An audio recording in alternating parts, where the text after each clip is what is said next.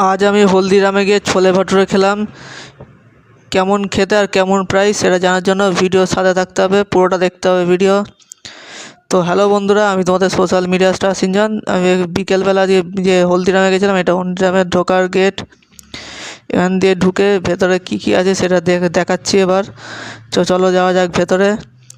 ভেতরে গিয়ে এটা হচ্ছে ভেতরে ঢোকার জন্য এন্ট্রি গেটটা হেভি ছিল। ভেতরে ভ্যারাইটি অনেক আছে, কোনটা ছেড়ে কী নেবো সে আমার ভেতরে ঘুরতে ঘুরতে মাথা পুরো হ্যাং। তারপর ওখানে ফুড কোর্টে গেলাম। ফুড কোর্ট থেকে নিয়েছিলাম হচ্ছে ছোলে ভাটুরে, একটা পানির রোল, একটা চাইনিজ সিঙ্গারা আর একটা অনিয়ন কচুরি। প্রথমে কচুরিটা খাই। কচুরিটা আমার সবচেয়ে বেশি কচুরিটাই ভালো লেগেছে। তারপরে যে চাইনিজ সিঙ্গারা ছিল, চাইনিজ সিঙ্গারা কিছুই না, শুধু নর্মাল সিঙ্গারা, ভেতরে শুধু চাউমিন ভর্তি। এটাও ভালো, খারাপ ছিল না। তারপরে ছোলে ভাটুরে আসল হচ্ছে আমি ছোলে ভাটুরে খেতে গেছিলাম। ছোলে ভাটুরেটা এখন এবার খাওয়া যাক।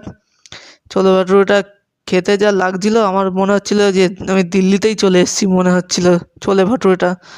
তো এবার পেঁয়াজ, এর মধ্যে একটু পেঁয়াজ লেবু ফেবু দিয়ে একটা বড় সড়ো বাইট দেবো।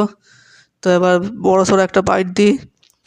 আমি বড় সড়ো একটা বাইট দিলাম। এবার রিভিউটা হচ্ছে পুরো পারফেক্ট, পুরো পুরো দিল্লিতে চলে এসেছি লাগছিল আমার। তারপরে পানির রোলটা টেস্ট করলাম। পানির রোলটা খুব একটা ভালো লাগলো না, আমার অ্যাভারেজ লেগেছে। এত কিছু নিয়ে আমার বিল হয়েছে মাত্র 325। আমি ভাবতেও পারিনি এত সস্তায় খাবার পাওয়া যায় হলদিরামে।